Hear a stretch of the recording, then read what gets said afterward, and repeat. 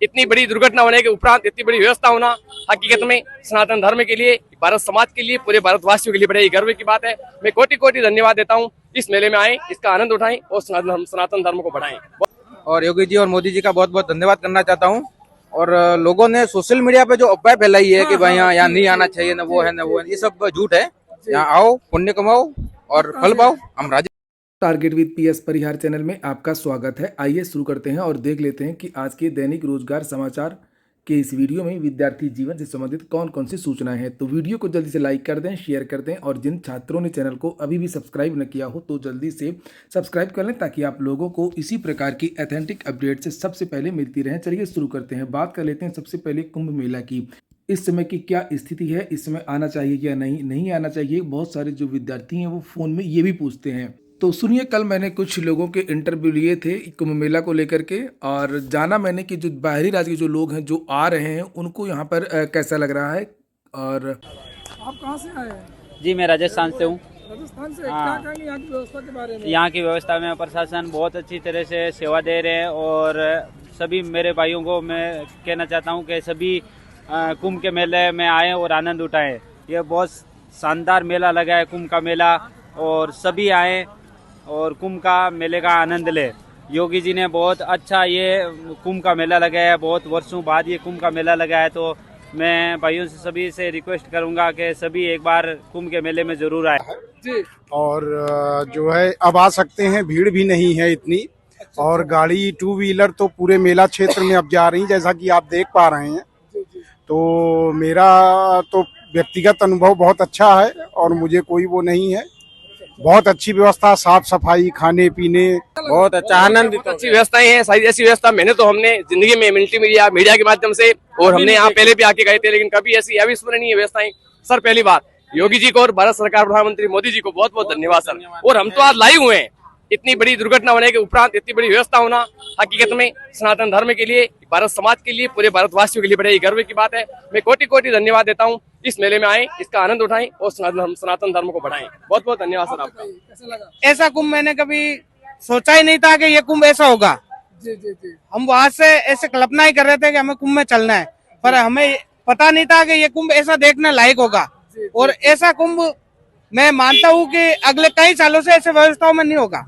यहाँ पे शौचालय और सब एकदम बढ़िया। घूमे आप यहाँ पे? कहाँ देखे? हमने बड़ा जो हनुमान जी लेटे हुए हनुमान जी वहाँ घूम के आए, नागवासु के मंदिर घूम के आए और त्रिवेणी घाट पर प्रॉपर वहाँ जाकर के हम स्नान करके आए। संगम रोड पे आप? कोई दिक्कत परेशानी, हमारी गाड़ी है, टैक्सी है। आप टैक्सी से यहाँ सीधे संगम के पास में आ गए, कोई दिक्कत नहीं? कोई दिक्कत नहीं आई किसी प्रकार की। पूरा सहयोग प्रशासन की तरफ से बहुत अच्छा लगा। आके मेरे साथ जो आए उनको भी बहुत अच्छा लगा।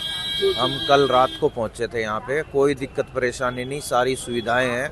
बहुत। आपका? गौरव यादव। गौरव यादव जी हैं ये। गौरव यादव। बहुत मजा आया और योगी जी और मोदी जी का बहुत बहुत धन्यवाद करना चाहता हूँ।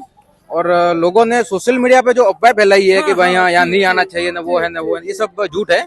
यहाँ आओ, पुण्य कमाओ और फल पाओ। हम राजस्थान से है। राजस्थान से? हाँ जी, हाँ जी, राजस्थान से आए। पहली बार आए आप? हाँ जी, पहली बार आया है। बहुत मजा आया यहाँ पे। क्या नाम है आपका? कैलाश कुमार प्रजापति है हमारा। प्रजापति जी है। जी जी, चलिए, बहुत धन्यवाद। बहुत बहुत धन्यवाद। चूंकि बहुत सारी अफवाहें भी उड़ रही थी इस बीच में, रोज ही उड़ रही थी। और ये जो चैनल है वो सभी तथ्य रखता है, गलत को गलत बोलता है, सही को सही बोलता है। इसलिए मैंने सोचा कि लोगों से बातचीत की जाए और आप लोगों को सही जानकारी प्रदान की जाए। तो यहाँ पर देखा बहुत सारे लोगों से बातचीत हुई है। ज़्यादातर लोगों का यही कहना है कि अब जो हालात हैं वो सामान्य है पूरी तरीके से, और मिला करके अब ठीक है, कोई दिक्कत नहीं आने जाने में।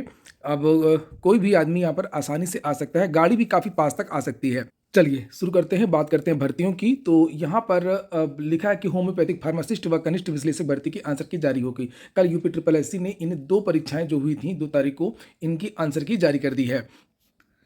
आप लोग जाकर के चेक कर सकते हैं। अगली जो सूचना है वो है RO ARO को लेकर के। अप्रैल से जून माह के बीच RO ARO परीक्षा कराने की तैयारी है। आरक्षित हैं 5 तिथियां। पिछले साल फरवरी में पेपर लीक के कारण निरस्त हुई थी परीक्षा। लिखा है समीक्षा अधिकारी, सहायक समीक्षा अधिकारी प्रारंभिक परीक्षा 2023 इस साल अप्रैल से जून के बीच में कराई जा सकती है। इन 3 महीनों के दौरान उत्तर प्रदेश लोक सेवा आयोग ने परीक्षाओं के लिए 5 तिथियां आरक्षित की हैं।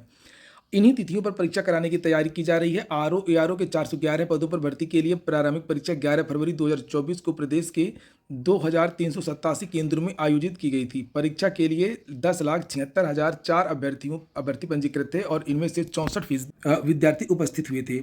हालांकि परीक्षा में पेपर लीक का मामला सामने आने के बाद निरस्त कर दी गई थी और यह परीक्षा दोबारा दिसंबर 2024 में कराई जानी थी। तो वहीं पर 2 दिन की परीक्षा कराने को लेकर के विद्यार्थियों ने आंदोलन किया और इसलिए पुनः परीक्षा जो है वो स्थगित की गई। लिखा है कि आयोग 1 दिन परीक्षा कराने के लिए पर्याप्त संख्या में केंद्रों की व्यवस्था करने में लगा हुआ है। आयोग ने आरओ एआरओ की तरह पीसीएस परीक्षा भी 1 से अधिक दिनों में कराने का निर्णय लिया था। मैंने आप लोगों को जानकारी दी थी कि आरओ एआरओ भी 1 दिन में ही हो सकती है, क्योंकि अब एक बार आंदोलन हो चुका है और लोक सेवा आयोग और सरकार समझ चुकी है कि विद्यार्थी फिर से आंदोलन करेंगे। लेकिन लिखा है कि अभ्यर्थियों के विरोध के कारण ये जो चीज़ें हैं वो स्थगित की गई और लिखा है कि अगर पर्याप्त सेंटर मिल गए तो 1 दिन में परीक्षा हो सकती है। मैंने आपको ये जानकारी भी दी थी कि जून या जुलाई की संभावना है। अभी कुछ भी निश्चित नहीं हुआ है, कोई भी डेट निश्चित नहीं हुई है, केवल संभावना जताई जा रही है कि जून या जुलाई के महीने में ये परीक्षा हो सकती है। तो अभी थोड़ा सा इंतजार करिए, जब तक ऑफिशियल ना आ जाए तब तक कुछ भी कह पाना बहुत मुश्किल है। सिपाही भर्ती को लेकर के भी सूचना दी गई है आज के समाचार पत्रों में कि सभी अभ्यर्थियों का 9 महीने का आधारभूत प्रशिक्षण एक साथ कराएंगे। डीजीपी ने 60,244 अभ्यर्थियों के प्रशिक्षण के संबंध में निर्देश दिए हैं। 1 माह का प्रारंभिक प्रशिक्षण जिलों में कराने की तैयारी है और आगे के कार्यक्रम के बारे में भी जानकारी दी गई है कि सिपाही नागरिक पुलिस के 60,244 पदों पर भर्ती होने वाले अभ्यर्थियों का 9 माह का आधारभूत प्रशिक्षण एक साथ कराया जाएगा। सिपाही भर्ती परीक्षा का अंतिम परिणाम घोषित होने के बाद चयनित अभ्यर्थियों का चिकित्सीय परीक्षण होगा, यानी कि मेडिकल होगा। इसमें उपयुक्त पाए जाने वाले जो विद्यार्थी हैं उनका चरित्र सत्यापन उनके गृह जिलों से कराया जाएगा। तत्पश्चात चयनित अभ्यर्थियों का 1 माह का प्रारंभिक प्रशिक्षण जेटीसी सभी 75 जिलों में होगा। डीजीपी प्रशांत कुमार ने मंगलवार को सिपाही सीधी भर्ती के चयनित अभ्यर्थियों के प्रशिक्षण के संबंध में हुई समीक्षा गोष्ठी में कहा कि यह प्रदेश में अब तक की सबसे ऐतिहासिक भर्ती है। उन्होंने प्रशिक्षण के लिए सभी आधारभूत सुविधाओं और संसाधनों की व्यवस्था सुनिश्चित कराने के निर्देश दिए। कहा कि प्रशिक्षुओं को वीडियो कॉन्फ्रेंसिंग आदि के माध्यमों से प्रशिक्षण देने के लिए उपकरणों की व्यवस्था कर लें। प्रशिक्षुओं को 3 नए कानूनों की गहनता से जानकारी दें, साइबर क्राइम के बारे में भी प्रशिक्षित करें और साक्ष्य संकलन की बारीकियां भी समझाएं। महिला प्रशिक्षुओं की सुरक्षा एवं मूलभूत सुविधाओं का विशेष ध्यान रखा जाए और आम जनता से अच्छे व्यवहार के लिए सॉफ्ट स्किल का प्रशिक्षण भी दिया। सीतापुर, एटा, लखीमपुर खीरी, बांदा और अन्य जिलों में आपने देखा ही है कि बहुत सारी जो है ये कस्तूरबा गांधी आवासीय बालिका जो विद्यालय हैं वहाँ से भर्तियां निकलती रहती हैं। मैं रोज बताता भी रहता हूँ। आज भी लगभग 66 पदों पर ये अलीगढ़ से वैकेंसी आई है विभिन्न पदों के लिए, जिसमें टीजीटी, पीजीटी, रसोईया, प्रधानाचार्य इत्यादि के पद हैं। संविदा के आधार पर यह भर्ती है। इसकी जो लास्ट डेट 19 फरवरी है, यहाँ पर नीचे लिखा भी है 19 फरवरी के पहले आप लोग आवेदन कर सकते हैं। ये नीचे लिखा हुआ है और ये वेबसाइट है aligarh.nic.in। कौन कौन से पद हैं एक बार आप लोग फिर से देख सकते हैं। कार्यालय अधीक्षक का पद है, लैब असिस्टेंट का पद है, कंप्यूटर विज्ञान टीचर का पद है। ऊपर लिखा है कि पीजीटी भौतिक विज्ञान का पद है, पीजीटी रसायन विज्ञान का पद है, पीजीटी जीव विज्ञान का पद है और पीजीटी गणित का पद है, पीजीटी अंग्रेजी का पद है, यहाँ पर पीजीटी हिंदी का पद है और ऊपर ये प्रधानाचार्य का पद है। मानदेय इनको मिलता है 22,000 रुपये के आसपास। ये आप यहाँ पर ये देख सकते हैं 22,000 मिलता है पीजीटी के शिक्षक को और 30,000 का जो मानदेय मिलता है वो प्रधानाचार्य को मिलता है। एकेडमिक के आधार पर भर्ती होती है, कोई परीक्षा नहीं होती है। पीजीटी की जो वैकेंसी चल रही है दिल्ली से, उसकी भी जानकारी आज के पेपर में फिर से दी गई है। लिखा पोस्ट ग्रेजुएट टीचर की 432 पदों पर रिक्तियां। DSSB दिल्ली ने पोस्ट ग्रेजुएट टीचर यानी पीजीटी की 432 पदों को भरने के लिए अधिसूचना जारी की है। ये भर्तियां शिक्षा निदेशालय एवं नई दिल्ली म्यूनिसिपल काउंसिल में हिंदी, गणित, भौतिकी सहित अन्य विषयों के लिए निकाली गई। इच्छुक अभ्यर्थी 14 फरवरी तक ऑनलाइन आवेदन कर सकते हैं और यहाँ पर ये योग्यता वगैरह के बारे में जानकारी दी गई है। तो जो DSSB का ऑफिशियल वेबसाइट पर यहाँ पर जाकर के आप लोग आवेदन कर सकते हैं। कुछ और भर्तियों की विज्ञप्ति आज के समाचार पत्रों में है, तो उसे भी आप लोग देख लें। यहाँ पर एक विभाग है, कार्यालय जिला बेसिक शिक्षा अधिकारी समग्र शिक्षा सहारनपुर। तो यहाँ पर ये ECC एजुकेटर तथा तकनीकी अनुदेशक की जो भर्ती है वो आई है। लिखा 152 विद्यालयों में ये भर्ती होनी है।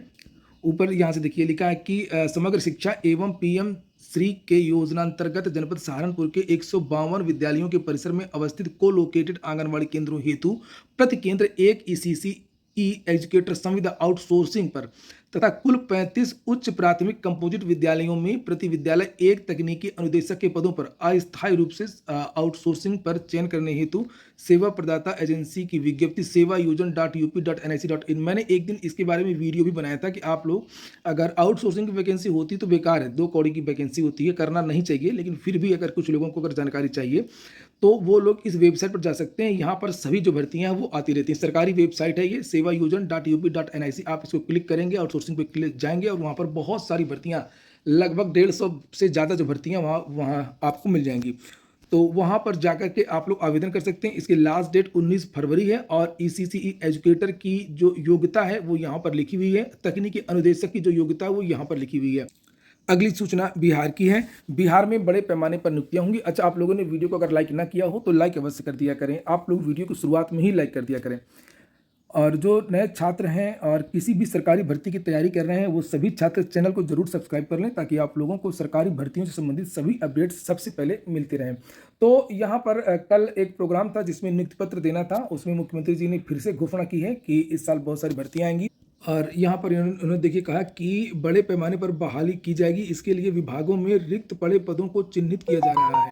बिहार के समाचार पत्रों में एक और विज्ञप्ति छपवाई है बिहार सरकार ने और ये सूचना उन विद्यार्थियों के लिए है जो विद्यार्थी 17वीं BPSC प्री को पास कर चुके हैं। लिखा है सिविल सेवा प्रोत्साहन राशि योजना के तहत बिहार लोक सेवा आयोग की 17वीं संयुक्त प्रारंभिक प्रतियोगिता परीक्षा में उत्तीर्ण बिहार राज्य के सामान्य वर्ग, आर्थिक रूप से कमजोर वर्ग एवं पिछड़ा वर्ग के स्थायी निवासी महिला अभ्यर्थियों का योजना के लाभ से आच्छादित करने के लिए ऑनलाइन आवेदन। और नीचे लिखा हुआ है कि सिविल सेवा प्रोत्साहन राशि की योजना के अंतर्गत महिला एवं बाल विकास निगम द्वारा BPSC की 17वीं संयुक्त प्रारंभिक प्रतियोगिता परीक्षा में उत्तीर्ण बिहार राज्य के सामान्य वर्ग, आर्थिक रूप से कमजोर और ये सब निवासी स्थायी महिला अभ्यर्थियों को एक मुश्त 50,000 रुपये की प्रोत्साहन राशि प्रदान करने हेतु ऑनलाइन आवेदन आमंत्रित किए जाते हैं। तो यहाँ पर ये योग्यता लिखी हुई है जिससे आप लोग यहाँ पर ये देख सकते हैं आवेदन की क्या प्रक्रिया है, उसके बारे में भी जानकारी दी गई है। छात्राओं के लिए ये योजना है। बिहार सरकार छात्राओं को BPSC के प्री पास करने पर 50,000 और UPSC का अगर प्री निकलता है तो फिर 1 लाख रुपए देती है।